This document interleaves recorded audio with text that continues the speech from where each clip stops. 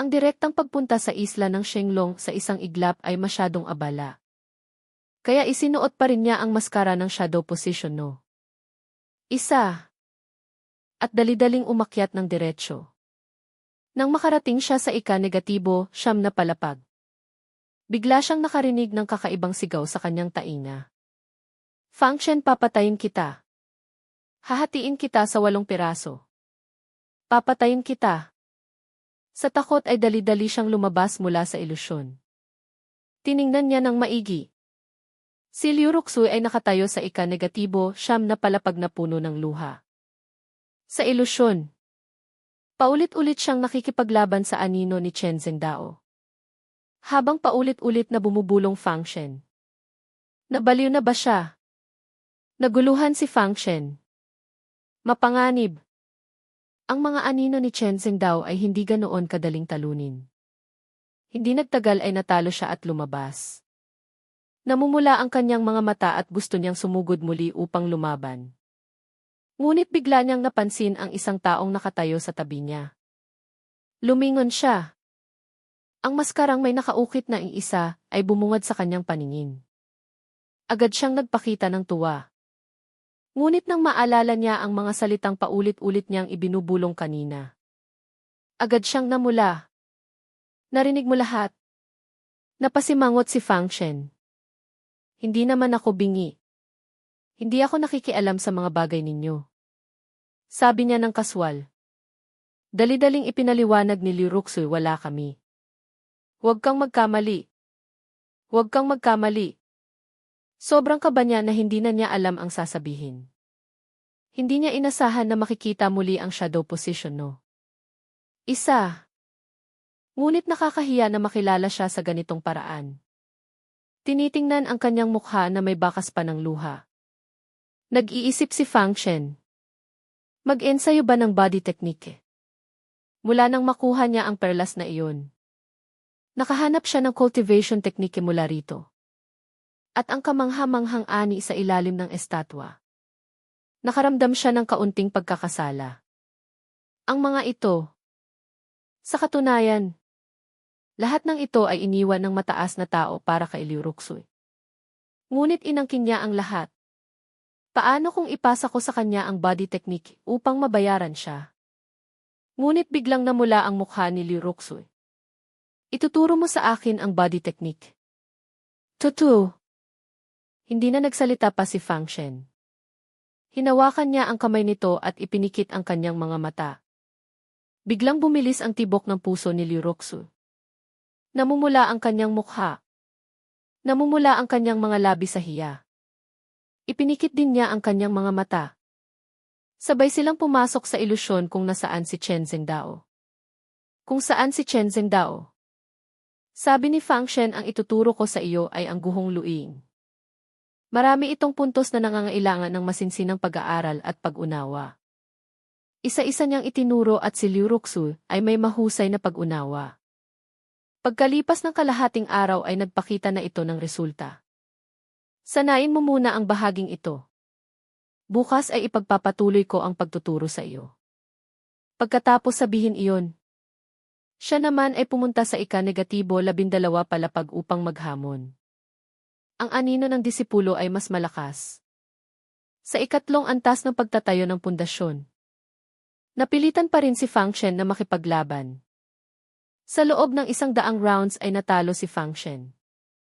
Siyempre, ito ay dahil sadyang hindi ginamit ni Fang Shen ang kanyang flying sword at ang kanyang body technique. Ginamit lamang niya ang Yulongzhang upang patuloy na sanayin ang kanyang palm technique.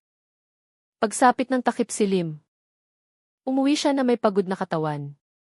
Habang dumadaan sa Zenbauj, nakita niya ang karatula na nag-aarkila ng Soul Master Apprentice sa harap ng pinto. At naalala niya. Nakalimutan niya ang isang mahalagang pangako. Agad siyang nagtungo sa pamilya Chen.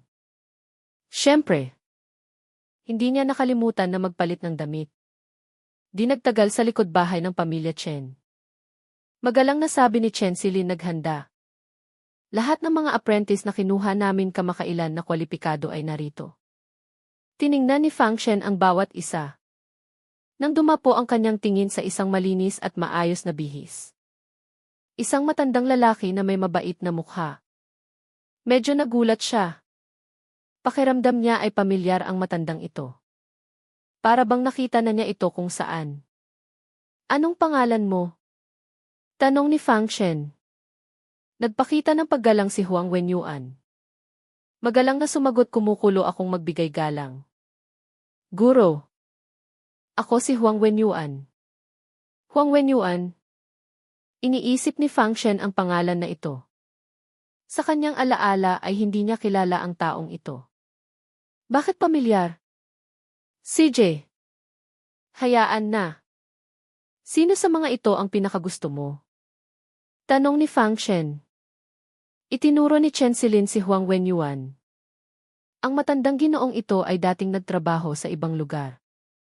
Bilang isang Soul Master Apprentice sa loob ng ilang taon. Pamilyar siya sa lahat ng uri ng materyales.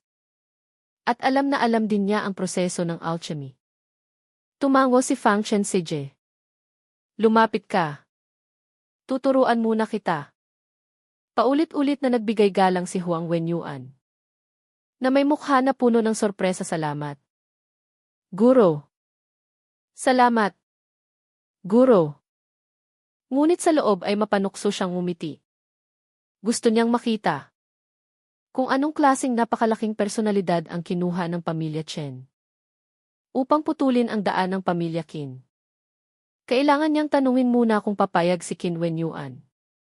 Sabi ni Fang Shen ang dahilan kung bakit hindi maging Soul Master ang ordinaryong tao ay dahil sa limitado ang kanilang kaluluwa na hindi sapat ang lakas.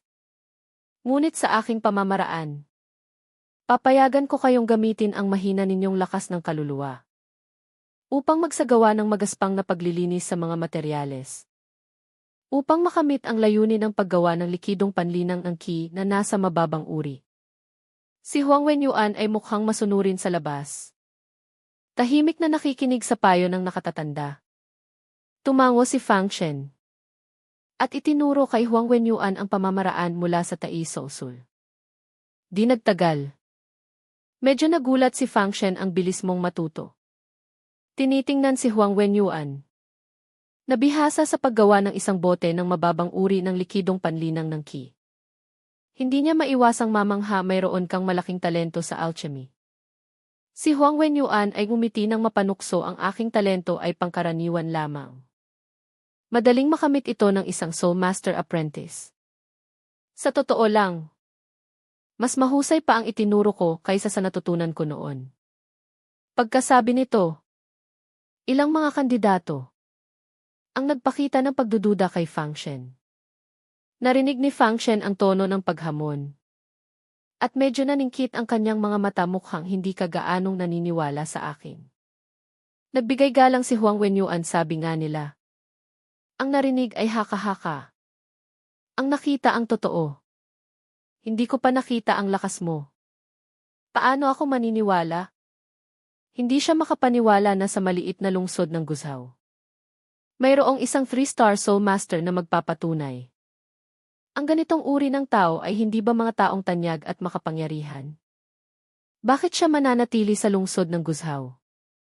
Upang magsanay ng mga Soul Master Apprentice para sa maliit na pamilya Chen. Tiningnan siya ni Fang Shen. At tiningnan muli ang mga nag-aalburutong kandidato. Sige na.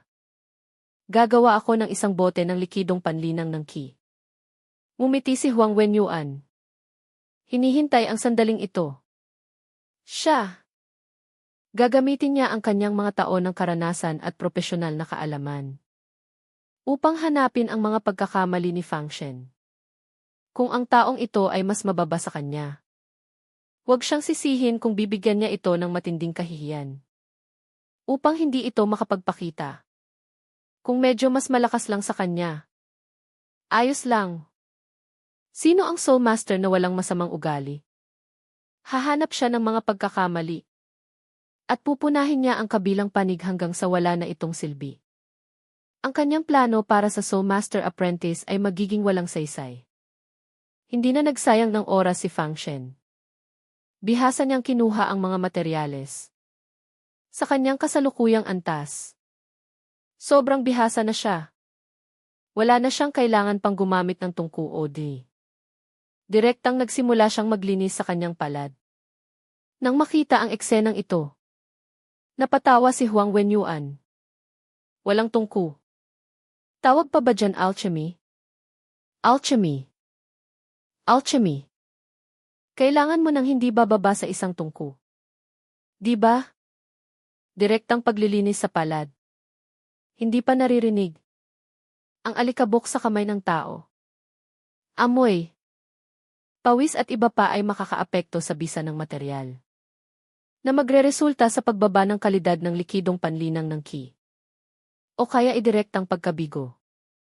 Ang taong ito na gumagamit ng kamay sa paggawa ng likidong panlinang ng qi ay nagpakalma sa isip ni Huang Wenyuan. Anong klaseng dakilang tao? Isa lamang siyang impostor. Hindi siya marunong sa alchemy. Ngunit unti-unting, hindi na makangiti si Huang Wenyuan. Nakita niya na ang mga materyales sa palad ni Fang Shen ay unti-unting naging transparent. Tulad ng isang eskultura ng yelo. Sa pagyanig ng spiritual energy sa kanyang palad. Ang transparent na material ay nagkapira-piraso. Ang katas sa loob ay lumabas dahil sa presyon. At ang mga dumi ay lumipad palayo. Kinuha ni Fang Shen ang isang jade bottle sa kabilang kamay. At madali ang kinolekta ang lahat ng katas.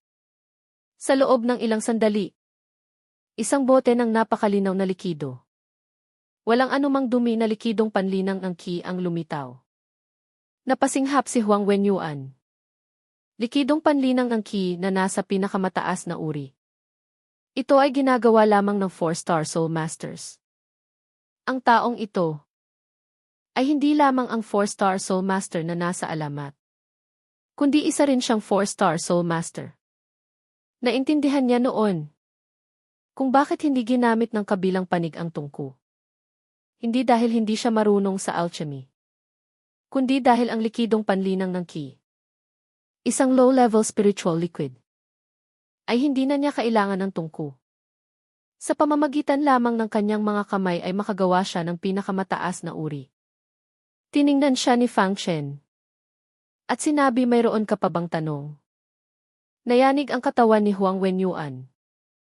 Ang nasa harap niya ay isang 4-star Soul Master. 4 na bituin.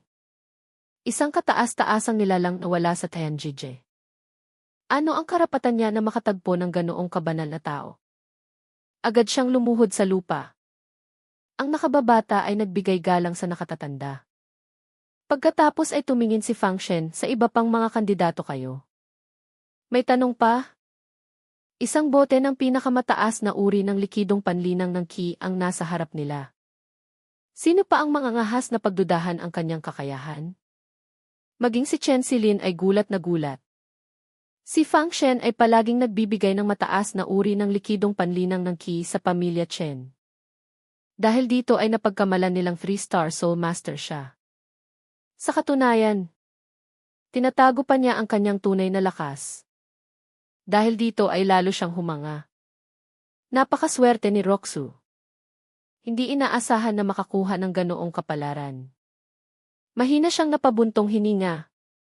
Pagkatapos ay naisip niya ang kanyang magiging asawa. Ang kaso ng Jin Mao. Ang sumunod ay naging mas madali.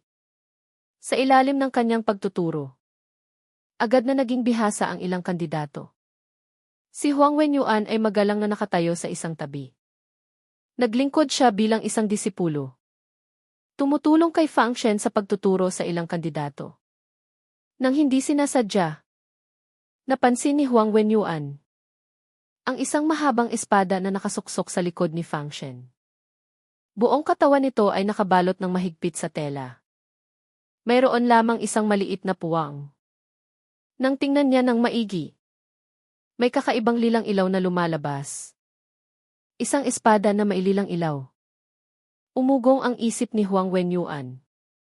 Agad niyang naalala ang kuweba ng Fuyun. Ang 3-star Soul Master na gumawa ng pinakamataas na uri ng Xumaidan. Para sa kanya, siya ang nagligtas sa kanya. At siya mismo ang nakatatanda sa harap niya. Matagal ko na sanang naisip. Sa maliit na lungsod ng Guzhou. Paano magkakaroon ng napakaraming 3-star at 4-star Soul Masters? Sila ay iisa. Nang maalala ang mukha ni Fang Shen na 18 taong gulang pa lamang. Lalo pang humanga at natakot si Huang Wenyuan. Sa murang edad ay mayroon na siyang ganoong kakayahan. Bigyan mo siya ng oras. At ang kanyang tagumpay ay magiging mas mataas pa kaysa sa langit. Pagsapit ng gabi. Natapos na ni Fang Shen ang pagtuturo. At sinabi mula ngayon. Susundin din niyo ang kaayusan ng pamilya Chen. Kung may hindi kayo naiintindihan, babalik ako upang gabayan kayo. Pagkatapos sabihin iyon, umalis na siya. Dali-daling yumuko si Huang Wenyuan at sinundan siya. Hanggang sa makalabas sila sa pamilya Chen. At pinanood siyang mawala sa karamihan. Ang eksenang ito ay nagpanganga sa mga nagbabantay sa labas ng pintuan ng pamilya Chen. Si Qin Changsheng ay natigilan. Matanda. Ikaw ba si Huang Wenyuan? Dapat ay si Qin Wenyuan ito. Kaya tumuwid siya at nagsabi. Hindi mo ba nakikita? Natural. Naglilingkod ako sa nakatatanda. Nagulat si Qin Changsheng matanda. Hindi ba't didisiplinahin mo ang taong ito? Bakit habang dinidisiplina mo siya? Ikaw pa ang naging nakababata. Namula ang matandang mukha ni Qin Wenyuan. At galit na sinaway baliw. Hindi pa nga kita napapatawad. Kanina. Tinanong ko ng palihim ang 4-star Soul Master ng pamilya Chen. Kung bakit siya tumutulong sa pamilya Chen. Lahat ay dahil sinaktan mo siya. Kaya siya tumutulong sa pamilya Chen upang pabagsakin ang pamilya Qin. Ikaw na salbahe. Sinabi ko sa iyo na maging mabait ka sa tao. At huwag mong saktan ang sinuman. Ngunit ano ang ginawa mo? Sinaktan mo pa ang taong hindi mo dapat saktan. Lumipat na tayo ngayong gabi. Hindi na tayo makapanatili sa lungsod ng Guzhou. Nang maalala niya na ang kanyang pamilya, ay nagkagalit sa isang 4-star Soul Master. Nanlamig ang kanyang mga kamay at paa. Hindi na siya nangahas na manatili pa sa lungsod ng Guzhou ng isang sandali. Naguluhan ang mukha ni Qin Changsheng. Wala naman akong sinaktan. Biglang naisip niya si Fang Shen. Ngunit si Fang Shen ay isa lamang basura. Walang koneksyon sa 4-star Soul Master. Nang maalala niya si Qin Changsheng, nagdilim ang kanyang mga mata. Matanda. Bago tayo umalis, maaari mo bang bigyan ng leksyon si Fang Shen? Isinalaysay niya ng maihalong pambobola ang insidente kung paano sinaktan ni Fang Shen ang mga miyembro ng pamilya Qin. Pagkatapos makinig, suminghal si Qin Wenyuan gaano man kahirap ang pamilya Qin. Hindi ito dapat apihin ng isang salbahe mula sa pamilya Liu. Bumalik ka muna upang mag-ayos ng mga gamit bago tayo makikipag-ayos sa kanya. Kinabukasan, si Fang Shen ay muling pumunta sa Senglong Island upang magsanay ng body technique. Matagal nang naghihintay si Liu Roxu. Ang kanyang mukha ay may bahagyang pamumula. At ang kanyang mga mata ay may bakas ng pag-asa. Dahil sa hiya, pumasok ka na. Walang emosyong sabi ni Fang Shen. Nagpatuloy siyang magturo sa kanya ng body technique sa loob ng anino ni Chen Zhengdao. Pagkalipas ng kalahating araw, pumasok na siya sa ika-12 palapag matapos ituro ang halos lahat ng ito. Upang sanayin ang Yulongzhang. Matapos ang 2 araw na pagsasanay, ang kanyang unang antas ay halos perpekto na. Sa isang araw na pagsasanay ay matatapos na ito. Inaabangan niya ang araw na ito ay magiging ganap na perpekto. Kung makakapaglaban ba siya kay Zhong Qizen. Upang makita kung gaano kalakas ang Yulongzhang. Umuwi siya na may pagod na katawan. Ngunit mula sa malayo ay nakita niya ang isang magandang figura ng isang miyembro ng pamilya. Na may hawak na dilaw na parol. Hinihintay siyang umuwi. Roxu. Tiningnan ni Fang Shen na walang tao sa paligid. At madaling inakbayan siya. Ngunit si Liu Roxu ay may komplikadong ekspresyon sabi ni Chen Silin. Fang Chen. Dapat ay dumating si Chen Yukyu para sa seremonya ng pagiging alagad ni Liu Ruxu. At binati siya ni Li Qingfeng. Hinahanap ka niya. Tinitigan ni Liu Ruxu si Fang Shen, na may nakatagong kahulugan sa kanyang mga mata. Nagulat si Fang Shen, hinahanap ako. Sabi ni Liu Ruxu, kailan kayo naging ganoon ka-intimate? Kailangan niyang maging bantay sa kanyang kasal. Ah, kaya pala. Ngayon, ipinaliwanag ni Fang Shen ng maihalong katotohanan at kasinungalingan. Hiniling ng Panginoon ang pamilya Chen. Nakatulong ako sa kanya noon. Kaya pakiramdam niya ay mapagkakatiwalaan ako. Inayos pala ito ng ama ni Chen Silin. Doon lamang lumiwanag ang mood ni Liu Ruxu, sabi niya hindi nakakapagtaka. Ikaw ay nasa 3 antas na ng pagtatayo ng pundasyon. Ikaw ang isa sa pinakamahusay na master sa lungsod ng Guizhou. Kaya makatwiran lamang na ikaw ang magbantay. Isang sandali siyang nag-isip. Sabi niya, bukas, sasama ako sa iyo. Gusto ko ring malaman kung anong klaseng tao ang fiancé ni Chen Silin. Kung mas mahusay ba siya sa iyo. Phew! Kailangan pa ba iyan ikumpara? Ang pagnanais ng mga babae na manalo ay nasa lahat ng dako. Pagsikat ng araw, agad na nagtungo si Fang Shen at Liu Ruxu sa pamilya Chen. Sa kalagitnaan ng daan, dumaan sila sa isang tindahan na nagbebenta ng mga mamahaling regalo. Dahil mismong ang Panginoon ng pamilya Chen ang nag-anyaya. Hindi maganda kung pupunta tayo ng walang dala. Pinahinto ni Liu Ruxu ang karwahe, maghintay ka sa loob. Bibili ako ng regalo. Siya ay nakasuot ng berdeng damit. Simple at elegante. Tulad ng dahon ng lotus sa tag-araw. Nakakapagpasigla sa paningin. Ang kanyang puting balat, magandang mukha, ay umakit sa tingin ng mga customer sa tindahan. Ay, nakababata na Ruxu. Tiningala ni Liu Ruxu. At nakita niya na ito ang disipulo ni Li Qingfeng. Si Zong Qizhen, ang taong hahamunin ni Fang Shen. Ang pagpasok ni Fang Shen sa sekta ng Qingyun ay nakasalalay sa kanilang pagsubok. Hindi siya nangahas na maging walang galang. Kaya't nagbigay galang siya. Tinitingnan ni Kuya Zong ang kanyang malambing at kaakit-akit na hitsura. Ang mukha ni Zong Qizhen ay puno ng pagnanasa. Lumapit siya at hinawakan ang kamay nito na kababata Ruxu. Huwag ka nang magpakapormal. Nagulat si Liu Ruxu. Bago niya pa mahawakan ang kanyang kamay ay agad siyang lumayo. Na may bahagyang pagkabahala, Kuya Zong. Ang lalaki at babae ay hindi dapat maghawak-hawak. Maliban kung sila ay ikinasal. Namula si Zong Qizhen. Nagalit. Anong Fang Shen? Isa lamang siyang basura. Nakababata. Na may ganoong kagandahan. Hindi mo ba iniisip na mapapahiya ka kung pakakasalan mo siya? Narinig ko na pinilit ka lang. Kaya. Tutulungan kita. Nakatatanda. Naputulin ang kasunduan sa kasal. Sabi niya habang muling lumalapit. Nang marinig niya ang pag-insulto kay Liu Ruxu. Kinamuhian niya ito. Ngunit ang kapalaran ni Fang Shen ay nakasalalay sa taong ito. Kaya't pinigilan niya ang kanyang galit at mahinang sinabi, Kuya. Kami ni Fang Shen ay nagmamahalan. Wala akong pinagsisisihan. Pakiusap. Huwag mo nang sabihin ang ganoong bagay. Naningkit ang mga mata ni Zong Qizhen. At medyo nawala ng pasensya na kababata. Sa totoo lang, agad kitang minahal nang makita kita.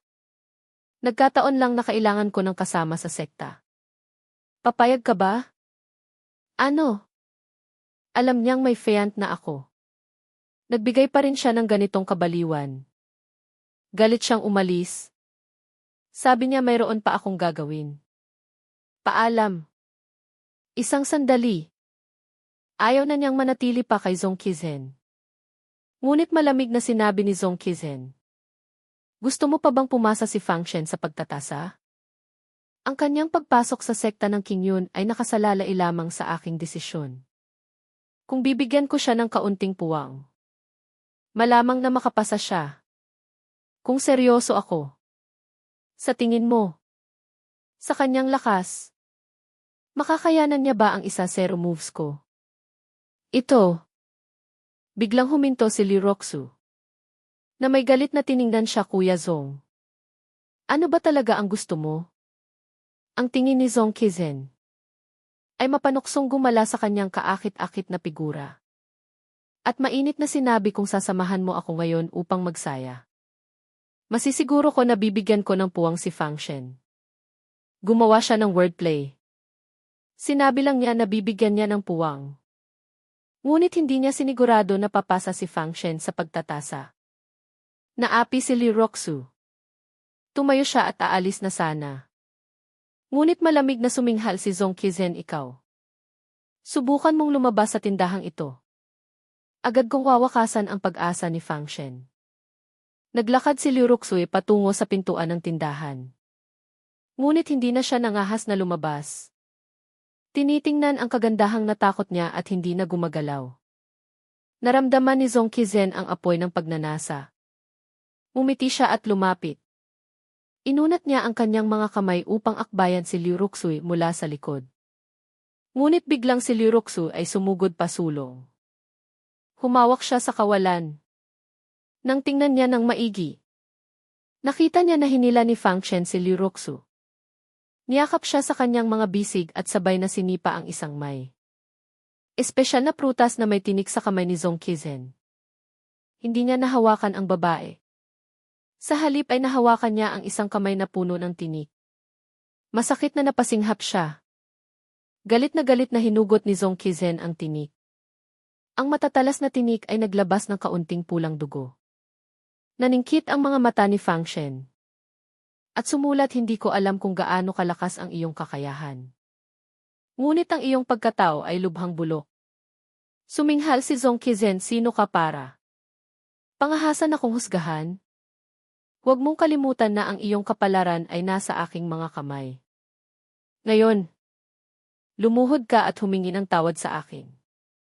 Maaari ko pang isaalang-alang na magbigay ng kaunting puwang sa laban. Kung hindi, walang takot na sumagot si Fang Shen kung gayon. Huwag kang magbigay ng puwang. Hindi masaya manalo. Galit na galit si Zong Qizen at sumigaw, sige. Sabi mo iyan. Huwag kang magalit kung patumbahin kita sa isang atake. Tinalikuran siya ni Fang Shen. Niyakap si Lee Roxu at umalis. Ang pagdating nila sa pamilya Chen ay lubos na ikinatuwa ni Chen Yukyu. Ngunit si Chen Silin ay hindi mapakali. Paulit-ulit siyang napabuntong hininga. Lalo na nang makita niya si Fang Shen at Lee Roxu na magkatabi. Na mukhang maganda at perpekto. Lalo pa siyang nalungkot sa loob. Napansin ni Chen Yukyu ang kanyang iniisip at nagsabi. Kung ano ang itinakda ng tadhana. Mangyayari. Kung ano ang hindi. Huwag mong pilitin. Ang iyong kapareha ay hindi rin naman masama. Isang disipulo mula sa sekta ng Qingyun. Isang paboritong disipulo ng matandang Li. Nagmula sa isang malaking pamilya sa lungsod ng Bilao. Angkop sa iyo ang kanyang katayuan. Sa gayon, naramdaman ni Chen Silin ang pait sa kanyang puso. Hindi niya alam kung paano niya hindi mapantayan si Fang Shen. Ngunit ang tao ay palaging gusto ikumpara. Kung ang fiancé ni Fang Shen ay isang napakagandang babae na hinahangaan niya, susuko na sana siya. Ngunit ang fiancé niya ay ang kanyang matalik na kaibigan. Si Lee Roxu, na mas mahirap noon kaysa sa kanya. Sana lang. Hindi ganoon kalaki ang agwat ni Zong Qizen kay Fang Shen. Sa sandaling ito, isang katiwala ang lumapit at nagulat guro. Guro. Dumating na si Binibining Zong. Umupo ng tuwid si Fang Shen. At mausisa na tiningnan ang lalaki. Mayaman ang pundasyon ng pamilya Chen. Malaki ang kanilang negosyo. Si Chen Silin mismo ay malinis at natatangi. Mayroon siyang galing sa negosyo. Isang babaeng may kagandahan at talino. Ang kanyang fiancé ay tiyak na napakahusay din. Ngunit sa isang tingin, hindi siya ang pangunahing tao. Si Liu Rufu sa tabi niya ay nagulat din. Ngunit ang dumating ay walang iba kundi si Zhong Qizhen. Ngumiti siya ng magiliw at pumasok sa malaking bulwagan na may dalang isang kahon ng makapal na regalo. Sina Chen Yukyu at Ginang Liu Qinmin ay tiningnan si Zhong Qizhen na may magandang hitsura. Si Chen Yukyu ay nasiyahan at mahinang tumango. Habang si Ginang Liu Qinmin ay puno ng tuwa, sabi ko na, "Guro, hindi ba't maganda si Binibining Zhong? Mayroong magandang hitsura. Mapagkumbaba at magalang. Sa isang tingin ay isang tunay na ginoo. Bukod pa rito, ang kanyang pamilya, cultivation, at sekta ay pawang nasa pinakamataas na uri." Nagkunwari si Zhong Qizhen na mapagkumbaba, guro at ginang. Sobra naman kayo. Sino po si Binibining Silin? Sinundan niya ang tingin ni Ginang Liu Qinmin. Isang magandang dalaga na nakasuot ng kulay rosas na damit. May suot na hair clip na hugis bulaklak ng peras. At may mahabang buhok na tulad ng waterfall ang bumungad sa kanyang paningin. Ang kanyang malinis at magandang mukha. Ang kanyang makinis na balat na tila madaling masugatan. At ang kanyang kaakit-akit na figura na hindi kayang takpan ng kanyang damit, ay nagpanganga kay Zhong Qizhen. Sa simula ay tutol siya sa kasal na ito. Ngayon ay gusto niya itong tanggapin agad. Hindi madalas makakita ng ganoong kagandang babae. May pag-asa na tanong ni Ginang Liu Qinmin. Ano sa tingin mo ang aking anak na babae? Binibining Zhong. Palihim na lumunok si Zhong Qizhen. At walang tigil na pinuri si Binibining Silin ay napakaganda. Malambing at mahinahon. Gusto ko siya. Sa loob ng kanyang puso. Hindi niya talaga naramdaman na karapat-dapat ang pamilya Chen sa kanya. Sino siya? Isang disipulo ng sekta ng Qingyun. Na may walang hanggang potensyal sa hinaharap. Ang pamilya Chen lang ba ang karapat-dapat na makipag-ugnayan sa kanya sa kasal? Ngunit ang pamilya Chen ay nagbigay ng ganoong kagandang anak na babae upang paglaruan niya ng ilang araw. Hindi naman masama. Kapag nagsawa na siya, sisipain niya ito. Hindi ba't hindi na siya kayang gawin ng pamilya Chen? Nang marinig ang ganoong papuri, lihim na bumuntong hininga si Ginang Liu Qinmin. Alam niya na ang kasal ay maaaring matuloy na. Tungkol naman sa opinyon ni Chen Silin, direkta niya itong binaliwala. Sa isang malaking pamilya tulad ng pamilya Chen, hindi maaaring magpasya ang mga anak sa kanilang kasal. Kumindat siya kay Chen Yukyu upang ipasya niya. Ngunit si Chen Yukyu ay may nahihiyang tingin. Tiningnan si Chen Silin na nakayuko at nakakagat ang kanyang pulang labi. At hindi niya kayang magpasya. Hindi niya maiwasang tumingin kay Fang Shen at sinabi, "Fang Shen, ano sa tingin mo? Bago magpasya, tingnan muna natin ang sasabihin ni Fang Shen. Kung kahit si Fang Shen ay aprubahan ang taong ito. At sa tingin niya ay karapat-dapat siyang pagkatiwalaan ng kanyang buhay. Malamang ay susuko na rin si Chen Silin." Bahagyang napasimangot si Ginang Liu Qinmin. Hindi niya alam kung bakit inanyayahan ng kanyang asawa si Fang Shen upang maging tagahusga. Siya ay isang manugang lamang ng pamilya Liu. Mayroon ba siyang ganoong kapangyarihan?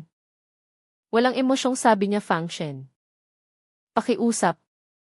Maging makatarungan ka. Huwag kang magpadala sa iyong personal na ugnayan sa nakababata. At huwag kang makisama sa kanyang kapilyuhan. Kung magiging makatarungan, lubos siyang kumpiyansa na makakapasa si Zhong Qizhen. Ganoong kahusay na tao. Wala namang mahahanap na depekto si Fang Shen." Ngunit tiningala ni Chen Silin at mahinang kinagat ang kanyang pulang labi. Tiningnan niya si Fang Shen nang may nagmamakaawang tingin. Sa kasamaang palad, binigo siya ni Fang Shen. Nakita niya na sumulat siya ng isang piraso ng papel ng mahinahon. "Ako ay magiging patas at layunin sa aking pagsusuri. Hanggang sa sandaling ito, Doon lamang napansin ni Zhong Qizen si Fang Shen at Liu Roxu. At lubos siyang nagulat. Fang Shen. Bakit ka nandito? Galit na tiningnan ni Chen Yukyu ang dalawa at sinabi bakit. Kilala mo ba si binibining Zhong si Fang Shen? Kinabahan si Zhong Qizen. At dali-daling inunahan si Fang Shen. Sabi niya nang sumama ako sa aking guro sa pamilya Liu. Nakita ko siya minsan. Nakita minsan. Lihim siyang nagbigay ng masamang tingin kay Fang Shen. Ang ibig sabihin ay tumahimik siya at huwag magsalita ng kung ano-ano. Pagkatapos ay may nagulat na mukha siyang nagtanong Tio Chen. Hindi ba't ngayon ang kasal namin ni Celine? Inanyayahan mo siya. Dahil nagtanong siya. Hindi na nagtago si Chen Yukyu. Si Fang Shen ay maraming karanasan sa tao. At mayroon siyang pambihirang kakayahan. Inanyayahan ko siya upang tulungan si Celine. Tingnan kung ang fiancé ni Celine ay tunay na perpektong asawa. Ano? Si Fang Shen ang tagapamahala ng kasal na ito. Unti-unting nataranta ang kanyang mukha. At lubos siyang nagsisi kung alam ko lang. Bakit pa ako nagbiro kay Liu Roxu? Hindi napansin ni Chen Yukyu ang kanyang mukha. At ngumiti. Kinapap ang kanyang balikat ngunit napakahusay mo. Hindi ba't pupurihin ka ni Fang Shen? Tama ba? Fang Shen. Ngumiti si Fang Shen. At sumulat ng isang piraso ng papel maganda ang hitsura at cultivation. Ang kanyang pamilya at sekta ay walang kapintasan. Lahat ay nasa pinakamataas na uri. Nang makita ang ganoong papuri, bahagyang tumango si Chen Yukyu. Na ayon sa kanyang hula, si Ginang Liu Qinmin ay nagpakita ng tuwa. Lihim niyang iniisip na ang Fang Shen na ito ay hindi nagdulot ng gulo sa magandang pangyayari ng pamilya Chen. Ngunit si Chen Silin ay huminga ng malalim. Ang kanyang namumulang mukha ay unti-unting namutla. Ang kanyang mga mata ay walang buhay. Nawalan ng malay. Naramdaman niya ang isang bagay sa kanyang puso. Ganap na nawalan ng pag-asa. Ang kanyang tanging pag-asa na makabangon ay walang awang pinatay ni Fang Shen. Dahil dito ay tila sinaksak ang kanyang puso. Sobrang sakit. Si Zhong Qizen, na nag-aalala, ay nakahinga ng maluwag. At galit na tiningnan si Fang Shen at sinabi basura. Alam ko na hindi ka mangangahas na kalabanin ako. Ngunit sa tingin mo ba ay palalampasin ko na ito? Maliban kung kusang loob mong ihatid si Liu Roxu sa aking kama.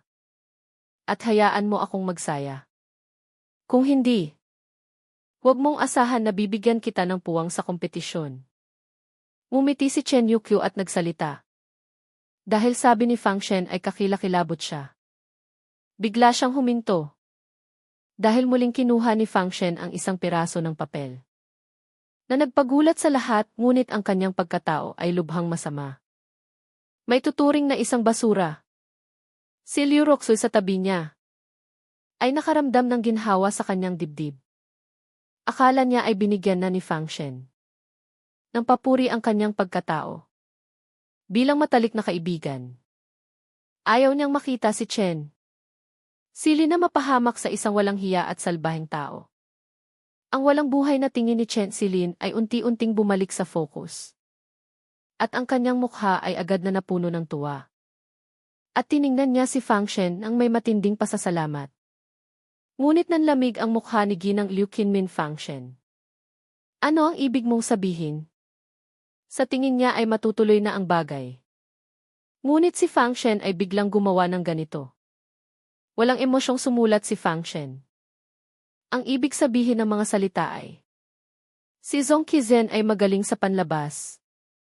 Ngunit bulok sa loob. Kung ipakakasal mo si Chen Silin sa kanya, sisirain niya ang kanyang buhay. Ngumiti si Chen Yukyu. Alam niya ang pagkatao ni Fang Shen. Isang 3-star soul master. May katayuan siya doon. Hindi niya kailangang siraan ang isang estranghero. Tiningnan niya si Zhong Qizen nang may pagdududa. Ngunit hindi matanggap ni Ginang Liu Qinmin nagsisinungaling ka. Ang reputasyon ni Zhong Qizen ay kilalang-kilala sa lungsod ng Bilao. Bakit sa iyo ay naging ganoon kasama? Fang Chen. Bumuo ka ng 10 templo at huwag kang sumira ng isang tulay. Pakiusap. Huwag kang mang-intriga sa iba. Umiling si Fang Chen at sumulat intriga. Ginang Chen. Bakit hindi mo tanungin kung paano ang iyong magiging asawa? Sa tindahan kanina sa daan. Pinaglaruan at ininsulto ang aking asawa. At ginamit pa ako upang takutin at pilitin ang aking asawa. Mangahas ka pa bang kunin ang ganoong klaseng tao? Nagulat si Chen Yuku nang marinig ito. Totoo ba iyan? Tumayo si Li Roxu. At galit na sinabi Chu Chen. Kung hindi ka naniniwala kay Fang Shen, dapat kang maniwala sa pagkatao ni Roxu. Pinatutunayan ko na ang sinabi ni Fang Shen ay pawang katotohanan. Ngayon ay nagulat din si Ginang Liu Qinmin. Bilang nag-iisang matalik na kaibigan ng kanyang anak na babae. Alam na alam niya ang pagkatao ni Liu Roxu. Marunong at may kaalaman. May malinis na puso. Hindi siya magsisinungaling. Lalo na sa mga bagay na may kinalaman. Sa kanyang dangal. Sabi ni Liu Roxu. Kung talagang hindi kayo naniniwala sa akin, maaari ninyong imbitahan ang manager at mga tindero sa tindahan na iyon. Upang magharap-harap. Dahil nasabi na ang lahat. Ano pa ang pagdududa? Nagalit si Chen Yukyu. Binibining Zong. Nakikipag-date ka pa rin sa ibang babae habang nasa kasal ka. Sino sa tingin mo ang aking anak na babae? Ano sa tingin mo ang pamilya Chen? Hindi na dapat pag-usapan ang kasal na ito. Pinalabas? Si Ginang Liu Qinmin ay puno rin ng pagkabigo. Nakatitig kay Zhong Qizen. Binigo mo ako ng sobra. Umalis ka na. Huwag ka nang babalik sa pamilya Chen. Hindi inaasahan ni Zhong Qizen na ang kasal na nasa kanyang kamay ay ginulo ni Fang Shen. Gusto pa niyang pigilan ang kapalaran ni Fang Shen na makapasok sa sekta ng Qingyun. Ngunit ang kanyang kasal ay nawala na dahil kay Fang Shen. Huminto. Si Zhong Qizen. Biglang sumigaw at tinulak ang mga bisita na dumating. Galit siyang nakatitig kay Chen Yukyu. Hindi pa tapos. Galit na sabi ni Chen Yukyu. Gusto mo pa bang maging mayabang sa pamilya Chen? Hindi na niya siya pinalayas. Ay dahil na sa paggalang sa relasyon ng dalawang pamilya. At naging napakabait niya. Suminghal si Zhong Qizen. Sabi niya pamilya Chen. Nakalimutan mo na ba ang aking pagkatao? Isang disipulo ng sekta ng Qingyun. Kapag nagsalita ako, sinumang mangahas na pakasalan si Chen Silin ay kalaban ko. Sa tingin mo, mayroon pa bang mangangahas na pakasalan ang iyong anak na babae? Biglang nagbago ang mukha ni na Chen Yukyu at Ginang Liu Qinmin. Ang pagiging disipulo ng sekta ng Qingyun ay may malaking impluensya. Maging ang lord ng isang lungsod ay hindi mangangahas na saktan ang huwang. Ano man ang ordinaryong pamilya. Kung talagang sabihin niya ang ganoong bagay. Sino ang mangangahas na magpakasal? Si Chen Silin ay malamang na mag-isa habang buhay. Walang hiya ka. Galit na sabi ni Liu Roxu kung hindi mo makuha. Sisirain mo. Nagmamatigas si Zhong Qizen. Ang pamilya Chen ang unang nag-insulto sa akin. Pinagpasya pa ang kasal ko sa isang basura. Hindi ba't kahihiyan ito kay Zhong Qizen? Malamig siyang tiningnan si Chen Yukyu. Mayroon lamang kayong dalawang pagpipilian. Alin man. Sasamahan ako ni Chen Silin ng ilang araw. Kapag nagsawa na ako, natural na ibabalik ko siya. Pagkatapos ay pwede na siyang magpakasal sa sinumang gusto niya. O kaya'y hindi na siya magpapakasal habang buhay. Galit na galit si Liu Roxu. Paano magkakaroon ng ganoong klaseng walang hiya sa mundo? Tuwang-tuwa siya na sinira ni Fang Shen ang kasal na ito. Kung hindi, masisira ang buhay ni Chen Silin. Ngunit kung talagang magpumilit si Zhong Qizen, Masisira pa rin ang buhay ni Chen Silin.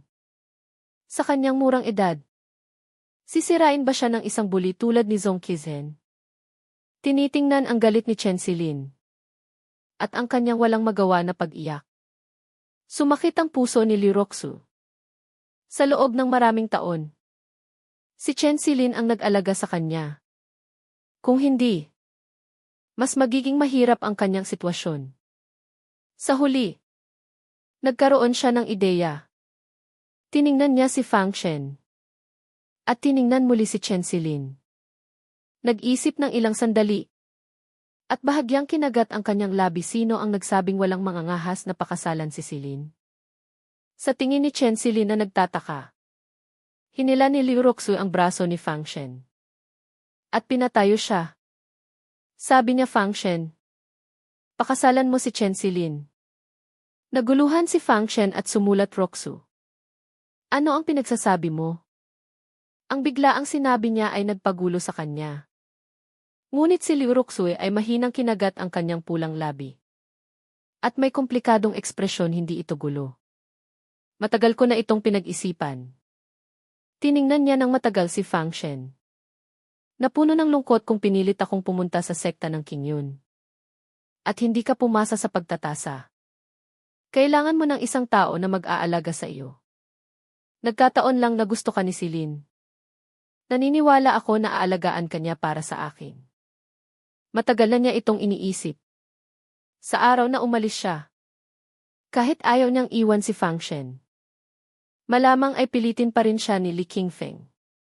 Sa ganoong sitwasyon, may iwan si Fang Shen na nag-iisa.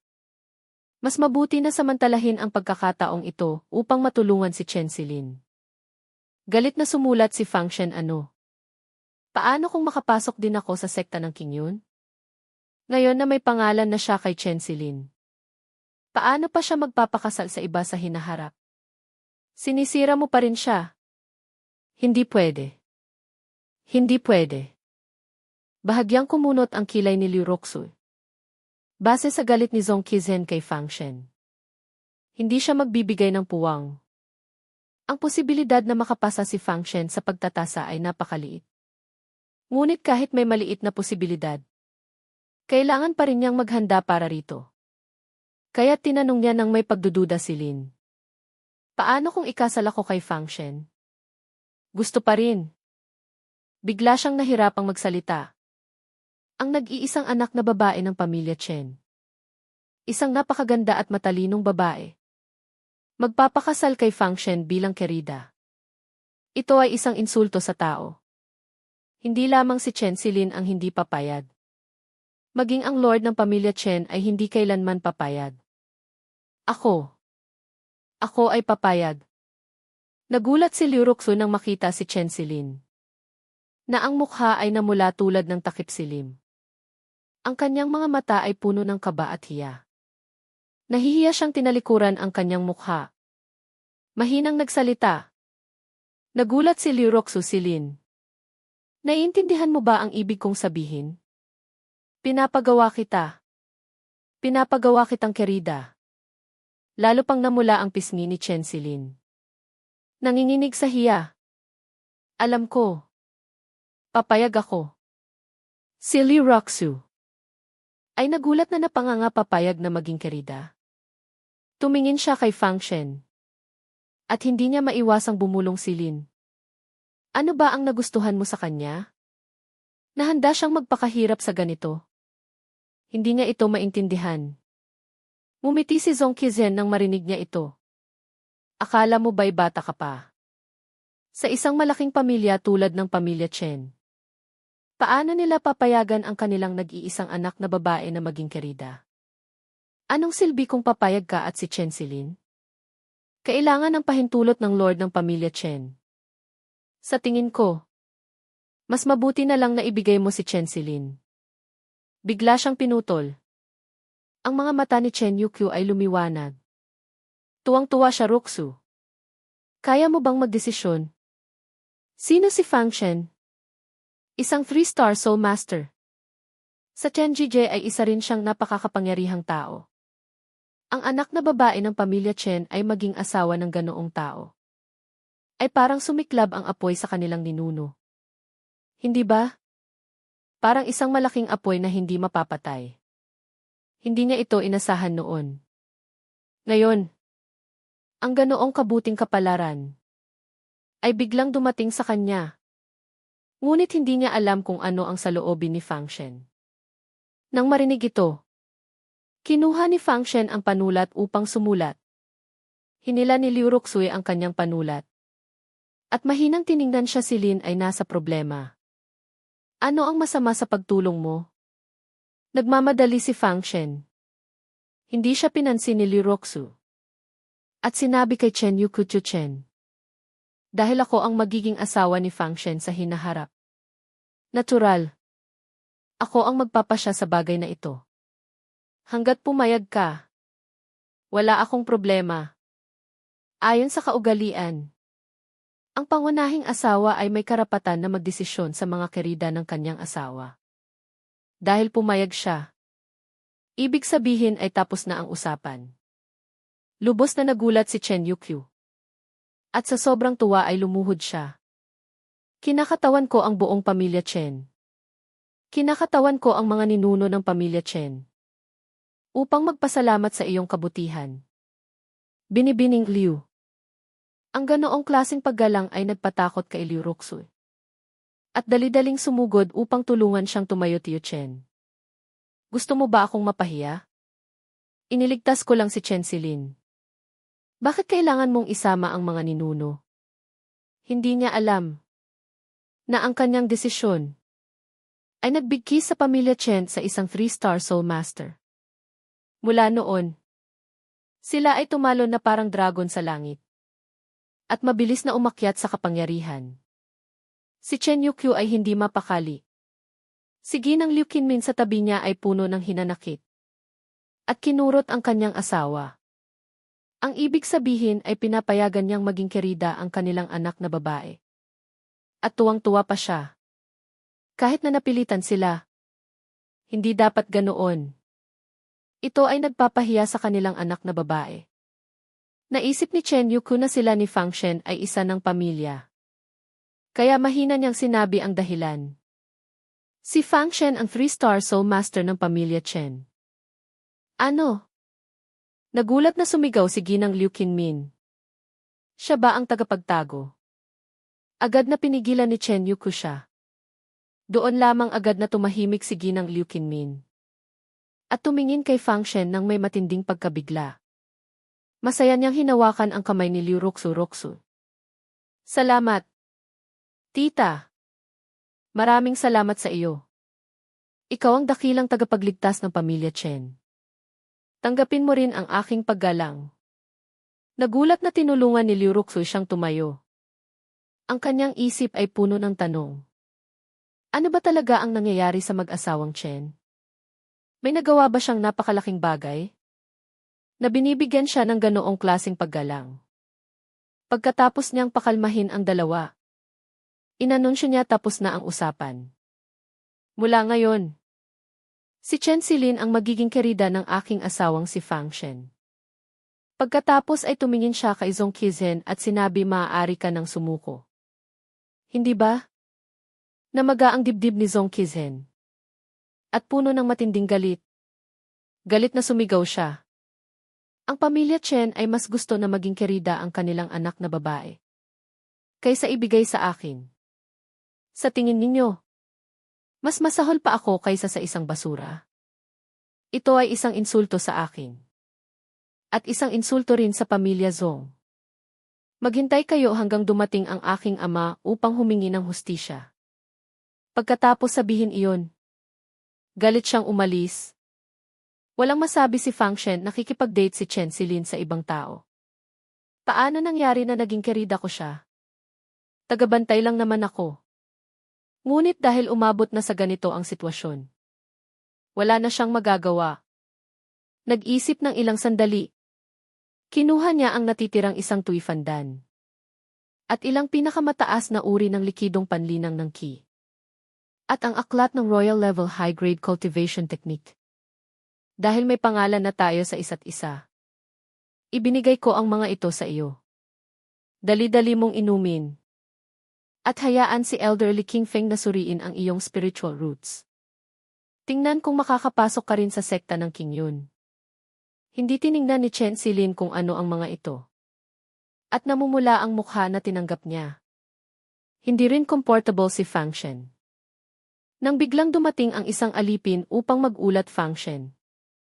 Fang Shen. Pinapauwi ka ng Lord ng pamilya Liu agad.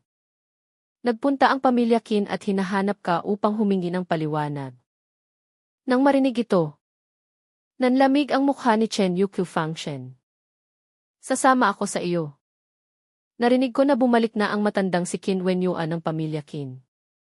Siya ay isang malupit na karakter. Kahit na si Fang Shen ay isang 3-star soul master.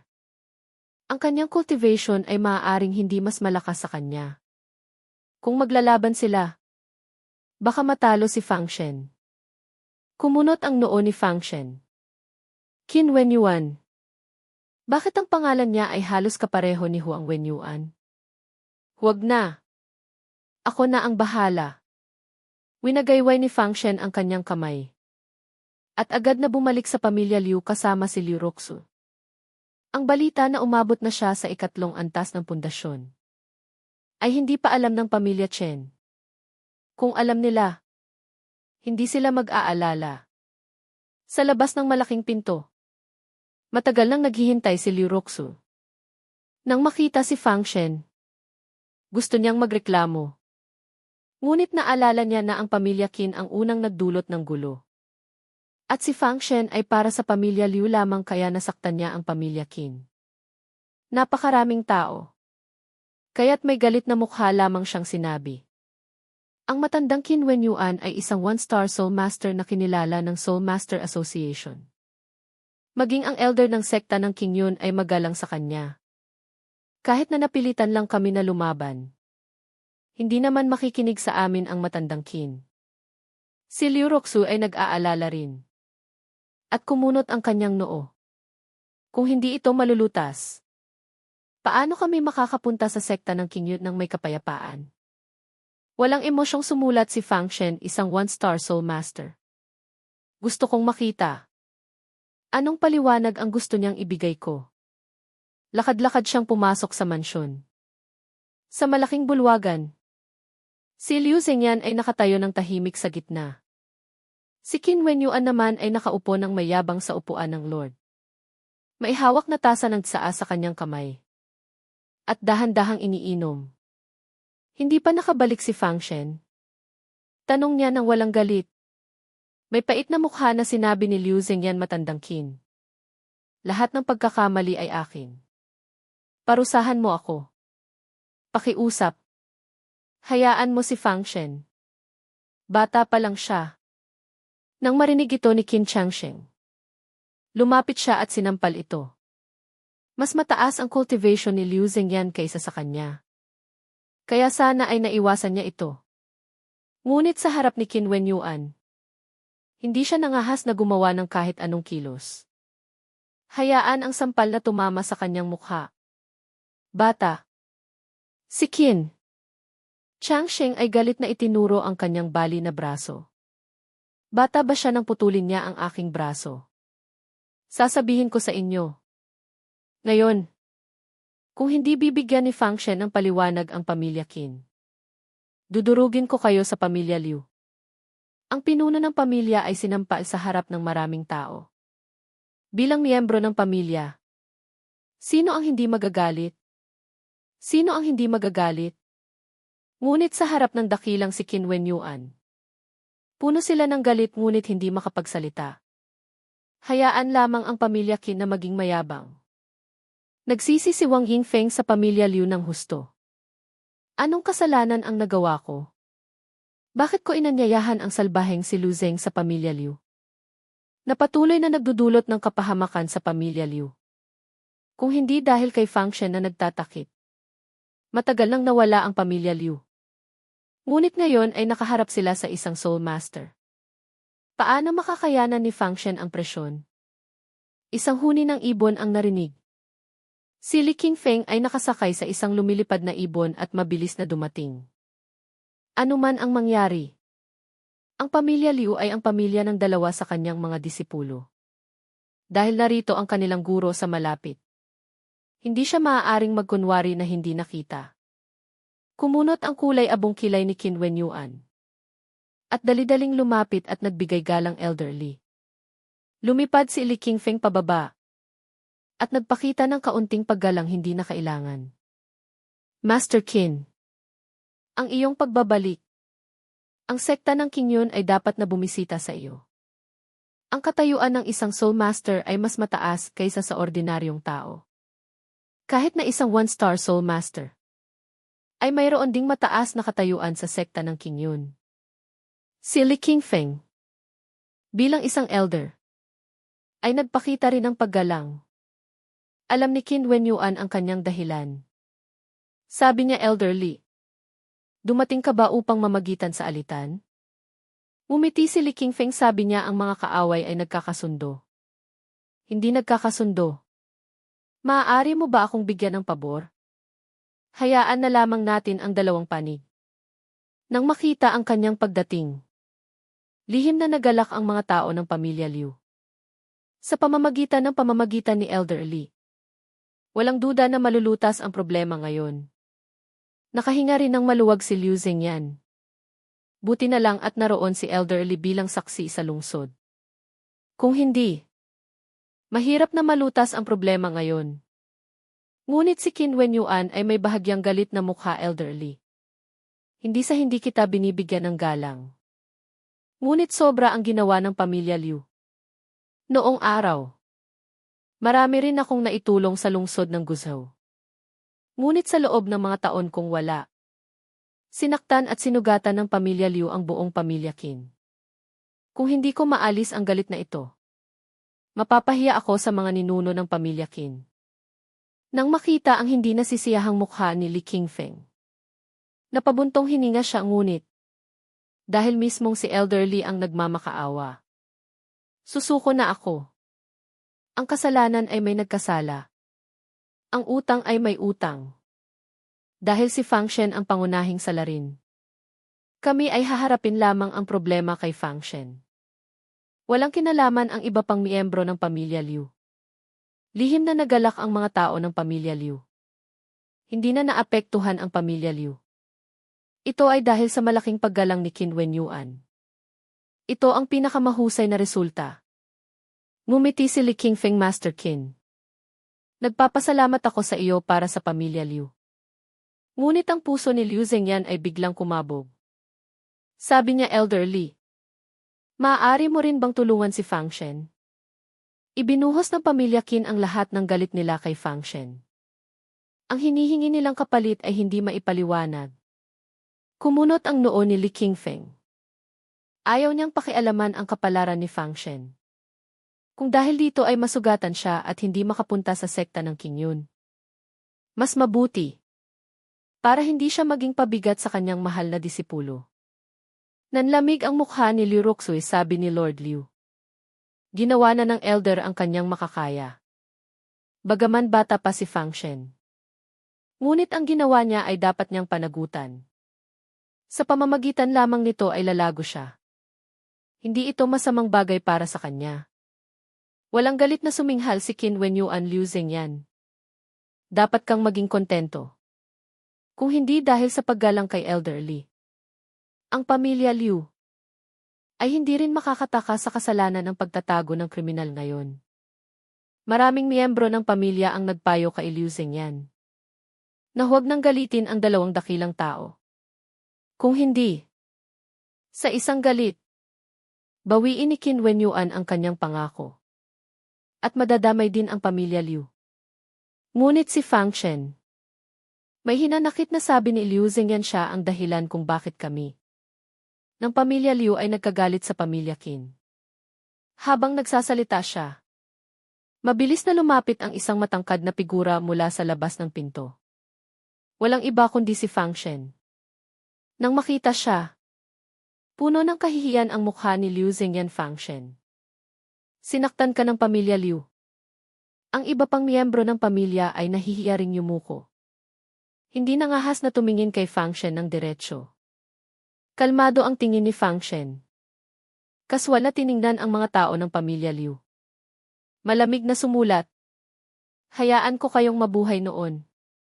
Kayong mga aso. Ngayon, hindi niyo ba alam ang inyong kapalaran at dumating kayo para mamatay? Nang lumabas ang papel na ito, naging magulo ang mga tao ng pamilya. Galit na tumawa si Qin Changsheng walang hiya. Hindi mo ba tiningnan ang sitwasyon? Nangangahas ka pa ring magyabang. Sasabihin ko sa iyo. Ngayon, kung hindi mo bibigyan ng sapat na paliwanag ang pamilya Qin, hindi ka makakalabas dito. Medyo kumunot din ang noo ni Li Qingfeng. Tinitingnan ang papel ni Fang Shen. Umiling siya nagkabataan. Huwag kang masyadong mayabang. Maging mas mapagkumbaba. Hindi ka sana napunta sa ganitong sitwasyon ngayon. Dali-dali kang lumuhod at humingi ng tawad kay Master Qin. Mayroon pa tayong kaunting puwang para pag-usapan. Kung hindi, kahit ako ay hindi ka na maililigtas ngayon. Master Qin. Qin Wenyuan. Tiningnan ni Fang Shen. At dumapo ang kanyang tingin kay Qin Wenyuan. Hindi ba't ito si Huang Wenyuan? Hindi niya nakilala. Ang taong nasa harap niya ay ang matandang lalaki na may gusot na buhok sa kuweba ng Fuyun. Ngunit agad na nakilala ni Qin Wenyuan si Fang Shen. Hindi ba't ito ang 3-star Soul Master na pinatay si Xu Gangli sa isang pana sa kuweba ng Fuyun? Hindi. Dapat 4-star Soul Master. Nanginginig ang kanyang bibig ikaw.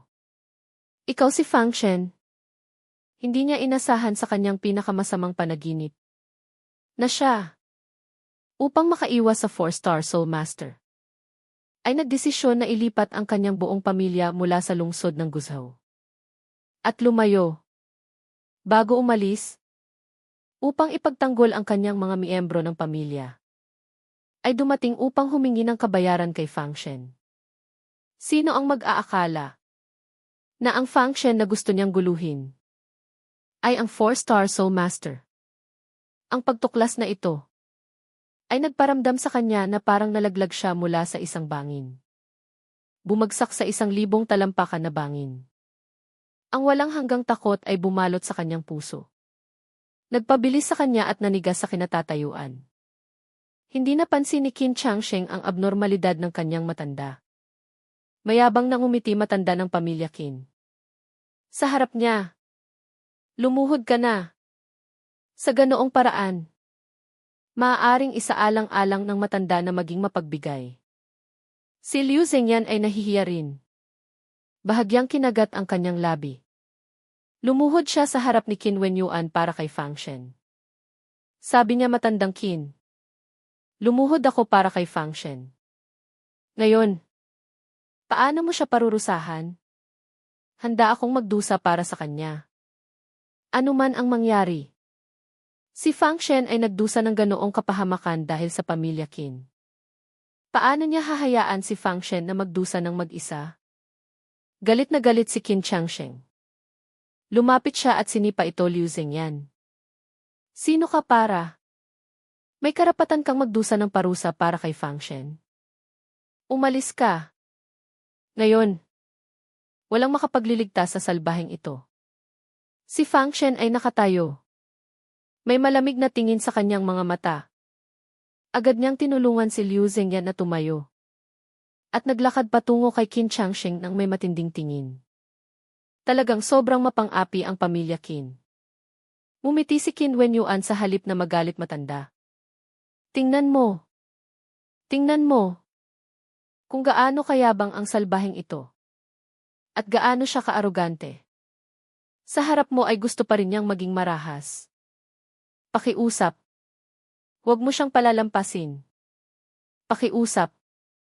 Huwag mo siyang palalampasin. Biglang isang itim na anino ang dumaan. At pagkatapos, isang malakas na sampal ang dumapo sa mukha ni Qin Wenyuan. Sinundan niya ang direksyon ng kamay at tiningnan. May pagtataka sa kanyang mukha matanda. Bakit mo ako sinasaktan? Hindi ba't si Fang Shen ang dapat saktan? Ngunit nang makita niya ang mukha ng matanda, lumunok siya ng mariin. Nakita niya na ang matanda ay may nakataas na kilay at walang galang. Ang kanyang mukha ay baluktot dahil sa galit. Ang kanyang mga mata ay naglalabas ng naggangalit na apoy. Pagkatapos, narinig ang isang galit na sigaw na hindi pa niya naririnig kailanman. Salbahe! Isang malaking malas para sa akin. Si Qin Wenyuan. Na magkaroon ng tulad mong anak na nagwawaldas ng kayamanan. Galit na galit siya at nanginginig ang buong katawan. Mukha siyang gustong kumain ng tao. Si Changsheng ay nakahawak sa kanyang nagniningas na mukha matanda. Ano ba ang nangyari sa iyo? Huwag kang magulat. Naguluhan din si Liu Zengyan at ang maraming miyembro ng pamilya Liu. Nalito rin si Li Qingfeng. Ang susunod.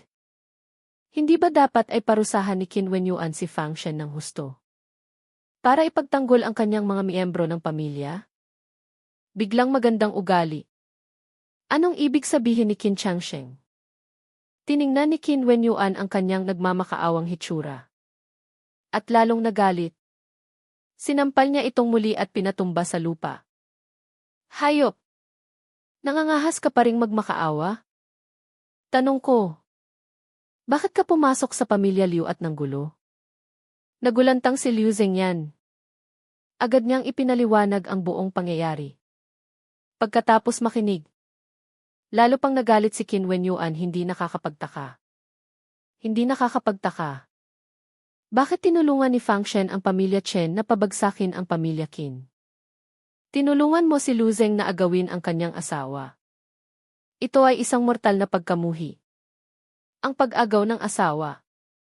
Nangangahas pa rin siyang sabihin na wala siyang nasaktan. Papatayin kitang salbahe. Galit na sumigaw si Qin Wenyuan. At itataas na niya ang kanyang kamay upang patayin siya. Upang bigyan ng paliwanag si Fang Shen. Nagulantang si Liu Zengyan. Sabi niya matandang Qin. Pakiusap. Huwag mo siyang saktan. Kahit hindi niya alam kung bakit nagdesisyon si Qin Wenyuan na ganito. Ngunit kung talagang mamatay si Qin Changsheng sa pamilya Liu, ay magdudulot ng batikos. Ang pamilya Liu ay kailangan pa ring mabuhay sa lungsod ng Guzhou sa hinaharap. Pinigilan ni Qin Wenyuan ang kanyang galit.